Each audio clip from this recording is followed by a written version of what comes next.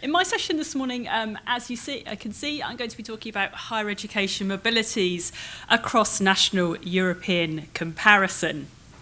And I think this is quite an important topic because we have, as I'm sure you're aware, more students than ever before crossing national borders in pursuit of a higher education.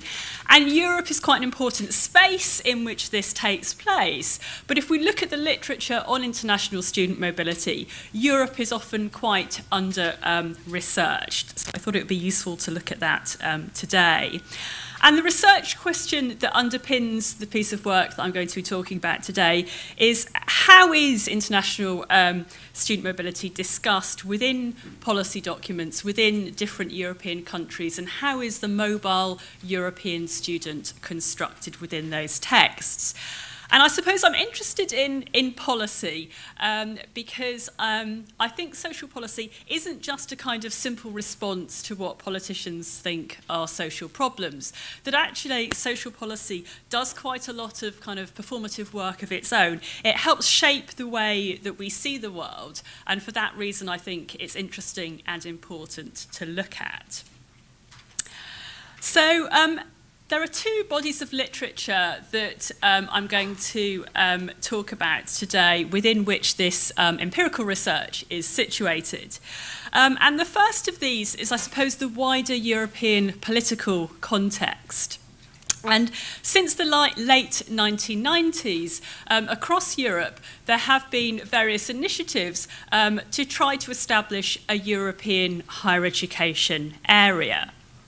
And I would argue that student mobility has been seen as quite an important facilitator of this area.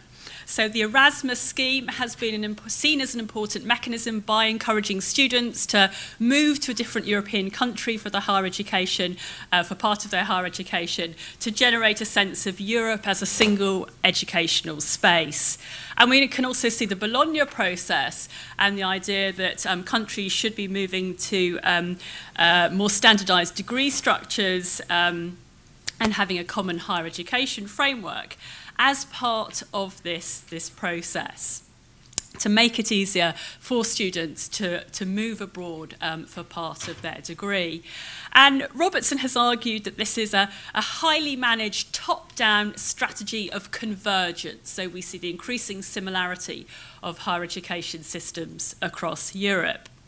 And Slaughter and Cantwell have gone a bit further and said that the European higher education area is, in their eyes, a mechanism for rolling out an Anglo-American model of higher education across Europe. And so by that, they mean a model that is predicated on marketisation, that perhaps, kind of is steamrolling some of the other trends in Europe, the kind of Humboldtian model of higher education, which we've seen in Germany, and other different models of European higher education. So in that body of literature, there's quite a strong argument that we're seeing more convergence in Europe and more homogenisation of higher education structures. The second body of literature that I want to speak to is really that has looked at the mobile student and how we understand the mobile student in wider society.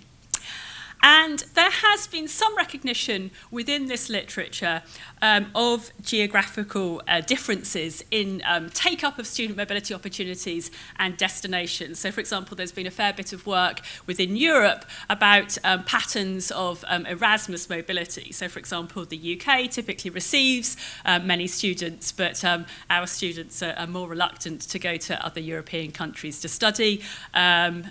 Spain and Germany are also very attractive destinations to students, whereas perhaps countries in Eastern Europe are much less attractive. So there has been some work on the kind of geographies of student mobility within Europe. But I would argue that even within this literature, there's also a kind of perhaps even stronger emphasis on similarities. So, for example, it is argued that individuals, higher education institutions and governments in different countries are often motivated to consider student mobility for the same kinds of reasons. So at the individual level, it is often argued that it's for reasons of kind of social reproduction, for wanting social advancement or to protect your privileged social position. And at the institutional and national level, it's much more about kind of, monetary gain. And I suppose if we look at the literature on mobile students, they are often analysed as kind of tradable objects, objects that individual higher education institutions want to attract to improve their bottom line. And so, it's argued that within many policy and marketing texts, international students are seen in economic terms. So I suppose across this literature, both the political context and the understandings of the mobile student, there's a sense that there are lots of kind of pressures towards convergence, towards similarity, and towards homogenisation. And in the rest of the presentation, I want to subject those assumptions to critical scrutiny, to question whether the empirical evidence really does support those kind of contentions. And I'm going to be drawing on data that I've been collecting as part of a bigger project, which is called Eurostudents. So this is funded by the European Research Council, and it's a 5-year project. And the aim of the bigger project is to explore understandings of higher education students, both across countries and also within them. Do people within the same country have the same understanding of what it means to be a higher education student?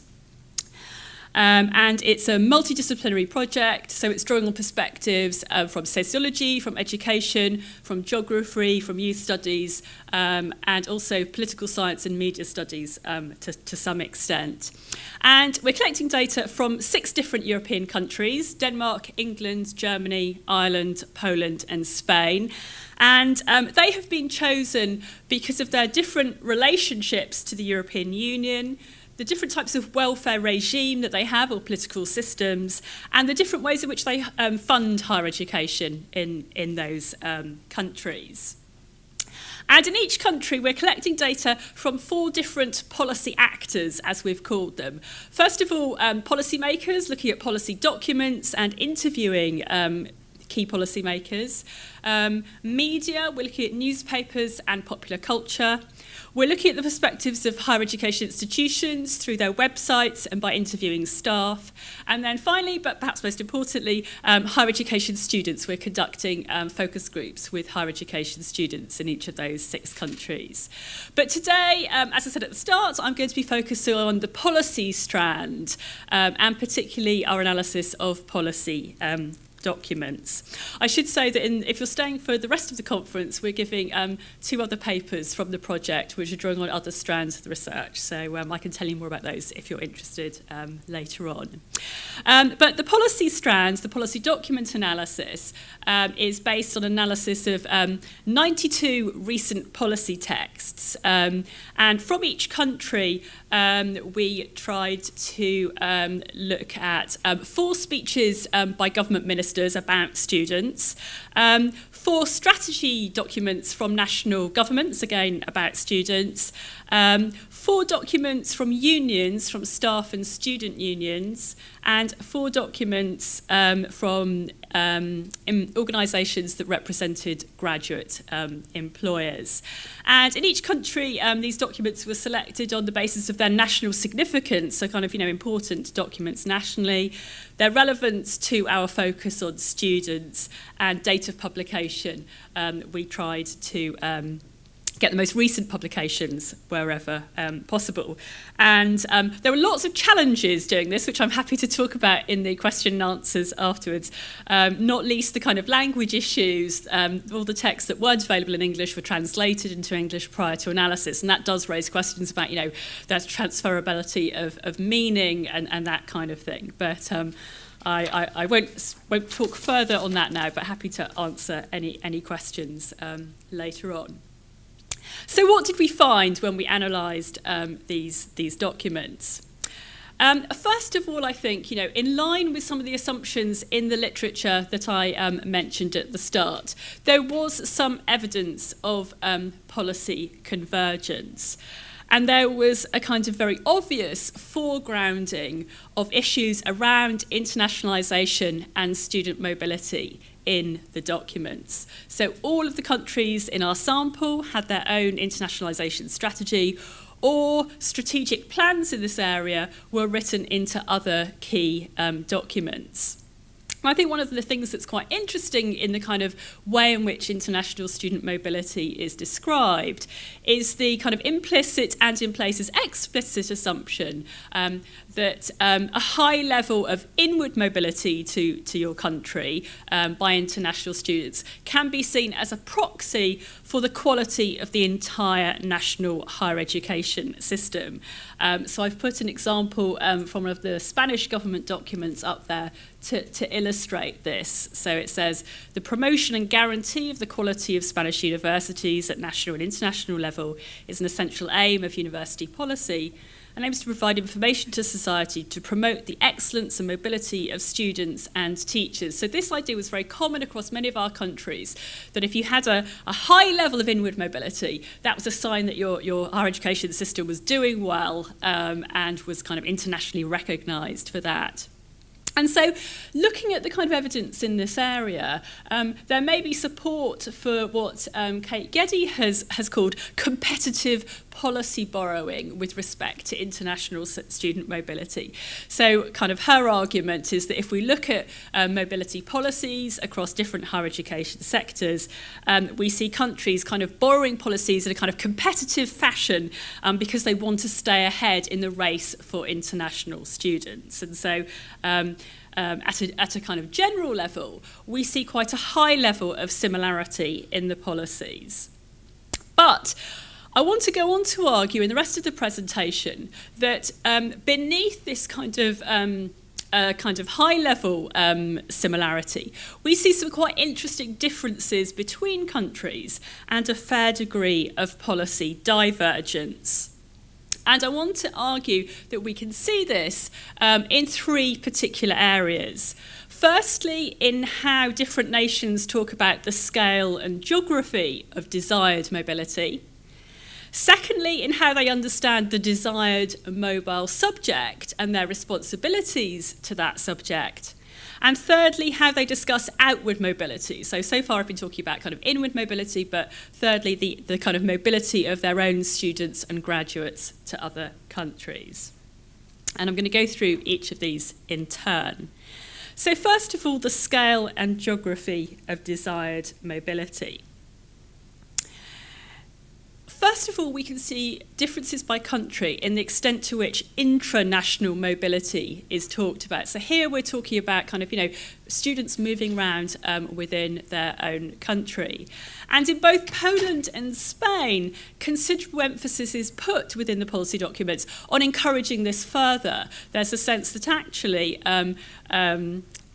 their higher education systems are disadvantaged by the high level of immobility, particularly when people move from the PhD into work. So there are a variety of measures which are discussed to encourage students completing their PhD to then move to other institutions and other parts of the country. So this extract from the Polish document here talks about people who've obtained a PhD at a given university being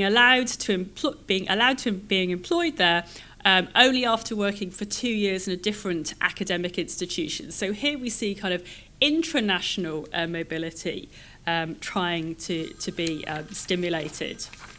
But I suppose, and we see that in Poland and Spain, but we don't see it in the other countries in the sample. Another difference would be the way in which intra-European mobility is discussed. So here we're talking about mobility between different European countries. And the policy documents from Spain, from Ireland, and from Germany all devote considerable space to outlining the desirability of increasing this form of mobility. And the German and Spanish documents are explicit in linking intra-European mobility to the consolidation of a European political identity. And I think there's a great quote from one of the German speeches, which I've put up there. For the Erasmus generation, a Europe with national borders is unthinkable. You feel and understand yourself as a European citizen. In the face of nationalism and foreclosure, we are focusing on more mobility of young people, trainees and students in Europe. For nothing defines the European identity more than personal encounters, as well as experienced and lived cohesion across national boundaries. And that's very typical of the kind of things we see in the German speeches and German policy documents. But as you might expect, if you are British or know much about Britain, European mobility was very rarely mentioned in the policy documents from England, but also from Denmark. And here there seems to be a very close relationship with the wider political agenda in the 6 countries in our sample. So, for example, in England, obviously there's been quite hard Euroscepticism here, leading to the Brexit vote and our imminent withdrawal from the EU. But in Denmark, if we look at the political science literature, there's also evidence of kind of softer forms of Euroscepticism in which specific EU policies are critiqued, and quite a lot of public opposition to kind of closer political and economic integration. So it's perhaps unsurprising that in the English and Danish policy documents, students are not framed as European citizens or as kind of, mobile subjects to bring about closer European integration. So that was the first difference. The second difference is how mobile students are kind of seen as desirable or not. And here I want to draw a contrast between the way in which they are kind of valued as future residents in Denmark and Germany, on the one hand. On the other hand, the way in which they're seen as only temporary visitors in the English documents. So in Denmark and Germany, I've put some examples up there. Mobile students are seen as certainly future residents and possibly also future workers too. And so the German employers document, for example, talks about international students and graduates are in many cases ideal for the labour market and much needed skilled workers. They have language skills, a German university degree, and are socially integrated. And we hear very similar remarks from Denmark too. But in England, if you look at the policy documents in England, we see a very different picture being painted. We see suspicions being raised about the motives of those who want to stay in England on completion of their studies. And these people are talked about as kind of sham international students who attend bogus colleges. So a high level of suspicion about the motives of international students, and it's seen as very problematic if they want to stay on to work in England, but a very different picture, kind of welcoming international students as future workers in Denmark and Germany. Then when we move on to think about the kind of extent of social responsibility for international students, again, we see quite a stark contrast between England on the one hand and Germany on the other.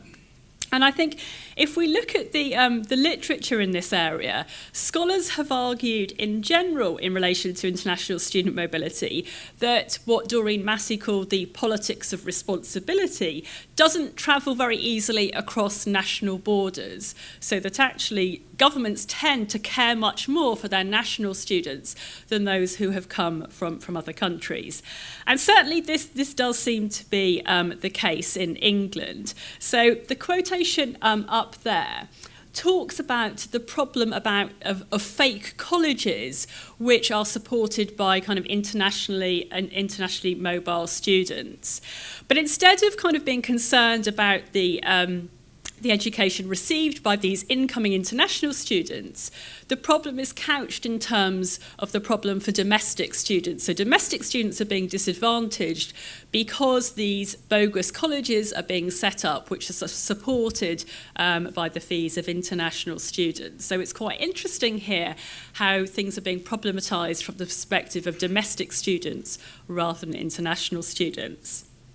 But the evidence from Germany does, I think, raise some quite interesting questions about the assumptions in the literature that we don't see social responsibility being transferred across national borders. Because in many of the German policy documents, refugee students was discussed in quite considerable length, and responsibility for them was foregrounded. So a quotation up here from the German employers document, and the government documents made similar comments too, about the importance of establishing a welcoming culture for international students, including those with a migration or refugee background, the importance of supporting international students until they successfully complete their studies and open up the prospect for them of remaining in Germany. And I think the German case does show that social justice isn't geographically circumscribed in all nation states. So then the third difference that I wanted to talk about, and that is the kind of mobility of students and graduates out from their country of citizenship. Firstly, if we look at students themselves. Now, I think across the documents as a whole, much less space is devoted to discussing the mobility of home students than their international counterparts, as you might expect. But when they are discussed, again, this isn't played out identically across the 6 countries. So in Germany and Ireland, outward mobility is discussed as a kind of societal concern, something that is a benefit to the wider society.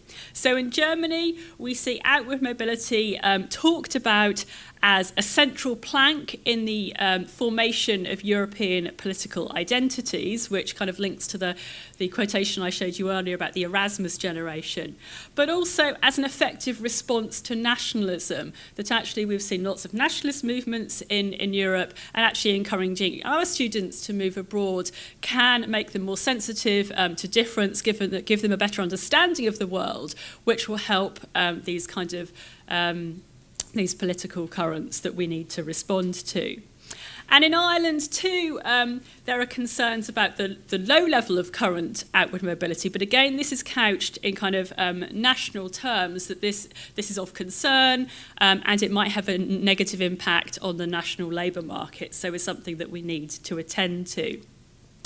But in other European countries, it's not seen so much as a kind of societal issue, but more an individual level benefit. So, for example, in Denmark, outward mobility is discussed in terms of the cultural enrichment of those students who take part in it. And in Poland, as a kind of means of enhancing individual students' employability. When we move on to consider the mobility of graduates, again, we can see some differences by nation state. So in the English documents, there are some quite interesting assumptions made about the immobility of graduates. So, for example, there are quite a lot of comments made about, not worrying too much about what degree subject you study, because British employers, they're more interested in your transferable skills and your ability to kind of, analyse things, think critically, not whether you studied history or biology. And I suppose kind of pervading these documents is an assumption that A, they're speaking only to people, attending kind of British universities, not people who might be mobile from other countries, and B, that British students will stay in the UK after their degree. In contrast, in Ireland and Poland, we see assumptions made about a high level of mobility after completion of a degree, a sense that actually, many graduates will be leaving the country, and this is largely seen as problematic. There are concerns about them leaving. So quite big differences here about the mobility of graduates, but I suppose you could argue that they're underpinned by kind of a common assumption that an ideal national graduate is one who remains in her or his nation state on completion of higher education. This is what is assumed in the English texts, and it's what is desired in the Polish and Irish texts.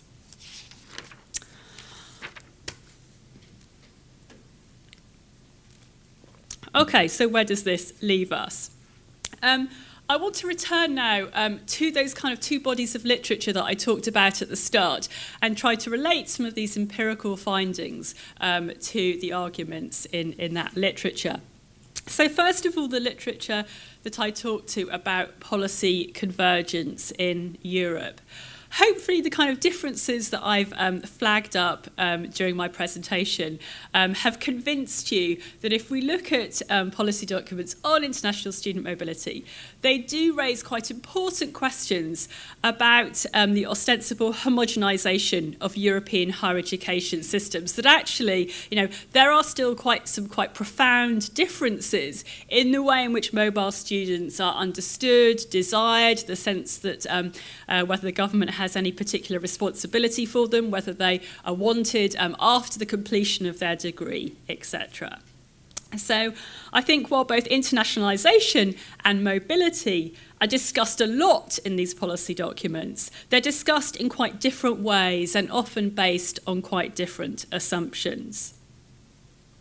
And then secondly, I think this empirical data raises some interesting questions about how we think about and conceptualise student mobility.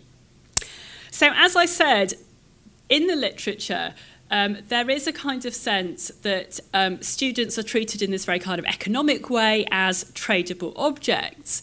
But I think the analysis that we've done through this project shows that actually they're constructed in rather more complex and nuanced ways. They're not just seen as somebody who brings income to higher education institutions or to nation states.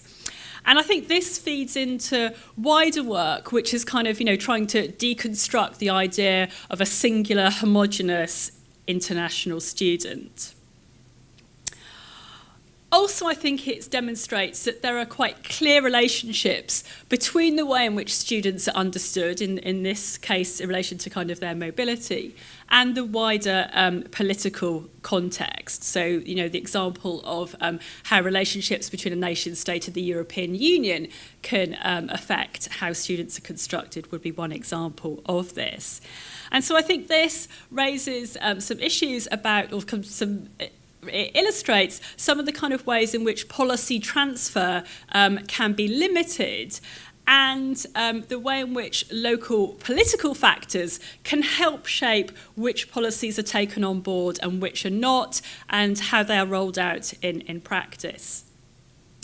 And then finally, I think the empirical data helps to show the way in which the figure of the mobile student can often be a proxy for other wider aims and objectives within nation states.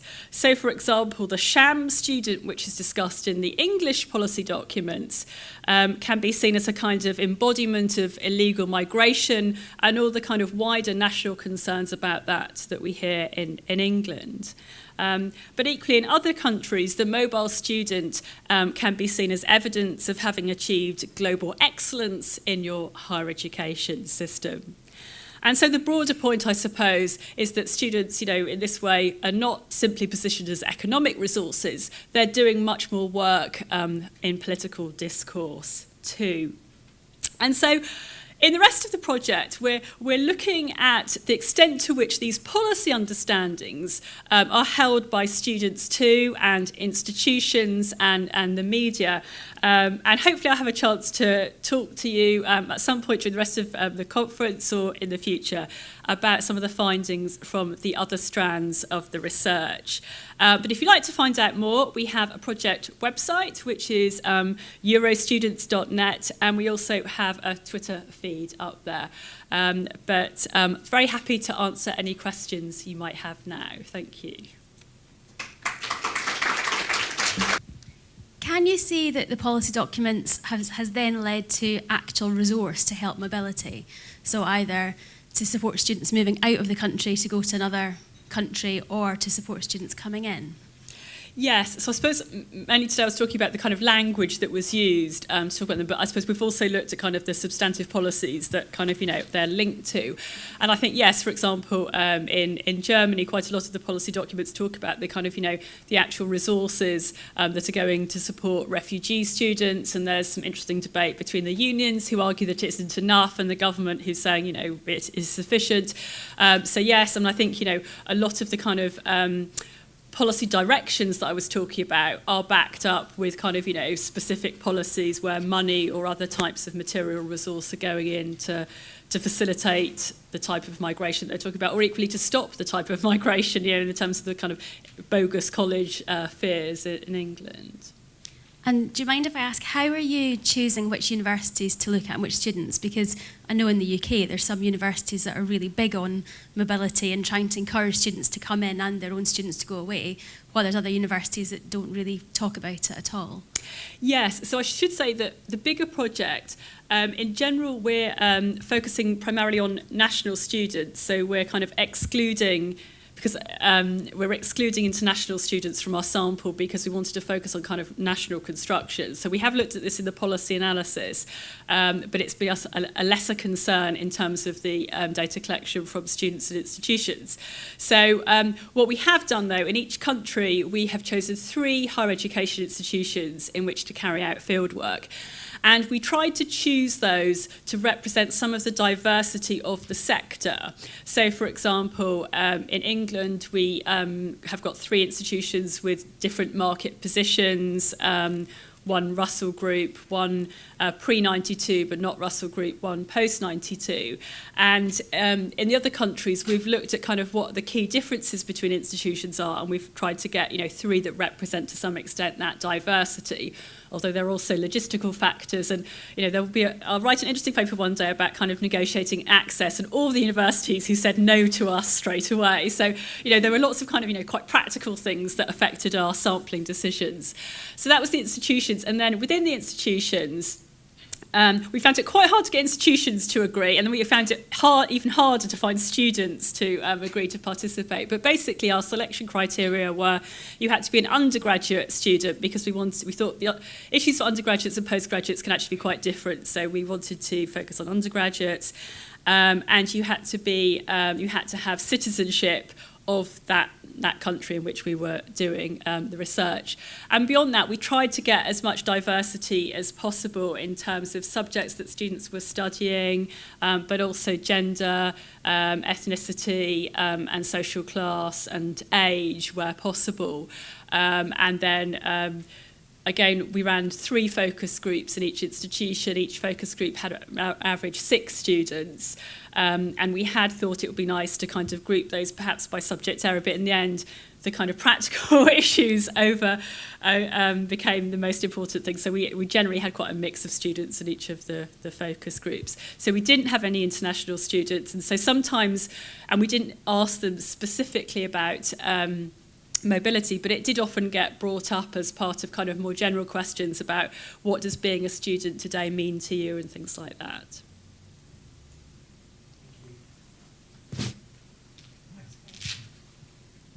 Hello, I'm Alex from University of Wolverhampton. Was there much separation? Oh, it's okay. Just use my big voice. That's fine. Thank you. Was there much separation between level of study within the policy documents with regards to how government positions, say, the views on student mobility? So with regards to undergraduate, postgraduate, doctoral research, is there any variation? That's a good question, and I think in general terms, no. Students were kind of lumped together, which probably says quite a lot in itself. I suppose the one difference that I can think about is kind of when I was talking about kind of intra-national mobility, so kind of the idea that it was mainly kind of concerns about PhD students becoming lecturers, that transition that they wanted to sort of stimulate movement there. But I think in general, undergraduates and postgraduate taught were often kind of lumped together, and I can't think of too many examples where they were differentiated. But I suppose in general, I got the sense that it was probably undergraduate students that they were talking about. And I think thinking about the speeches that we analysed, I think in virtually all cases they were talking about undergraduate students, although that wasn't stated explicitly because they were talking about like transitions from school and that kind of thing. So again, that probably says quite a bit about how policymakers think, who they think their audience is. So that's an interesting question.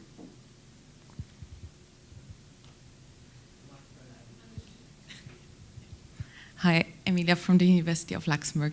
I was wondering if there was such differentiation the country made in the document between the kinds of student mobility, for example, credit or degree. Maybe some country addressed the credit mobility, the other one's degree. Yeah, no, that again a good question. I would say it was almost exclusively credit mobility here. So, for example, I think the one exception would be perhaps in Denmark, where there is financial support if you want to go and study abroad. But I think in all other countries, it was credit mobility that was talked about, because I suppose it was kind of framed as a way of supporting our national higher education sector rather than saying go off and support somebody else's higher education sector. I think you see that very much in in discourse in England, that policymakers hardly ever talk about diploma mobility. It's all credit mobility. And I think the same could be said, although to a slightly lesser extent, in relation to other countries too. So, for example, all that very positive rhetoric from Germany about the advantages of studying in Europe, it is kind of, through a German degree, and then you're moving abroad as part of that.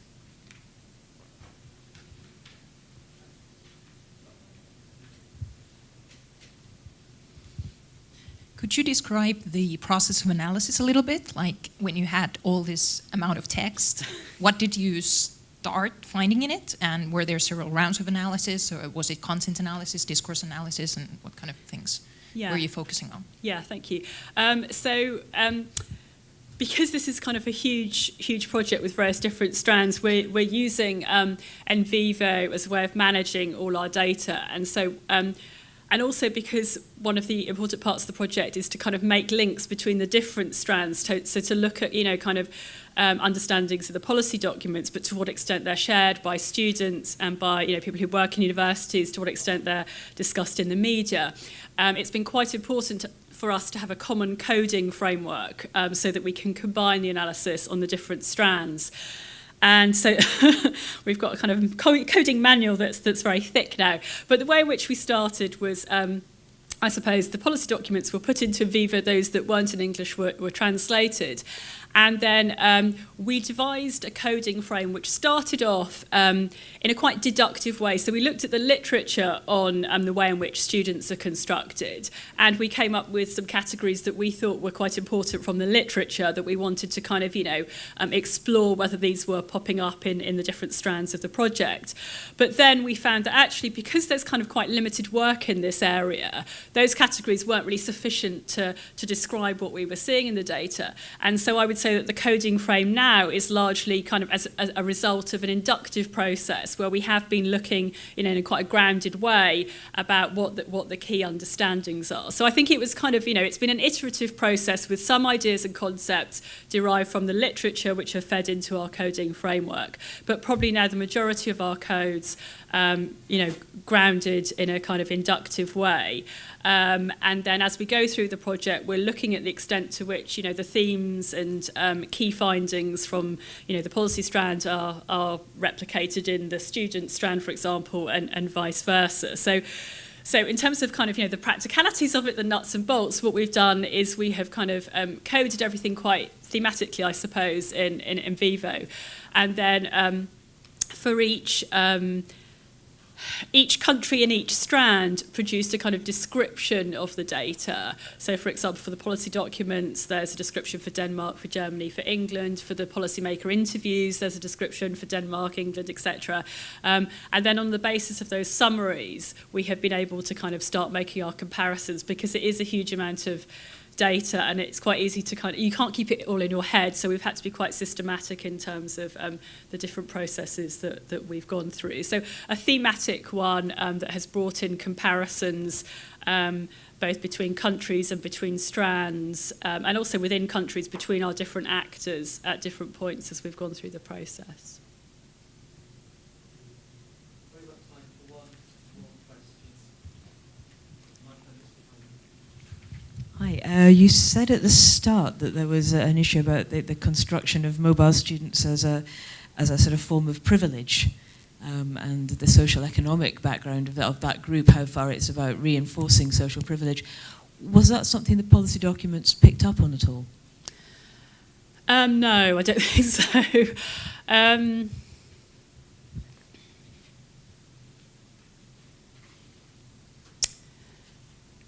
No, I don't think so. And I think,